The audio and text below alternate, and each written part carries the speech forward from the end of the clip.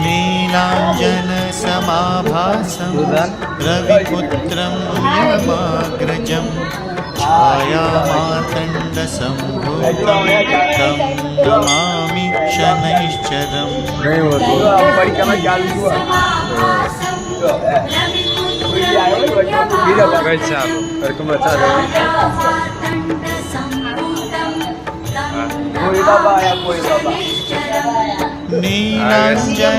नीलाञ्जनसमाभासं रविपुत्रं यमाग्रजं छायामार्तण्डसम्भूतं तं नमामि शनैश्चरम्।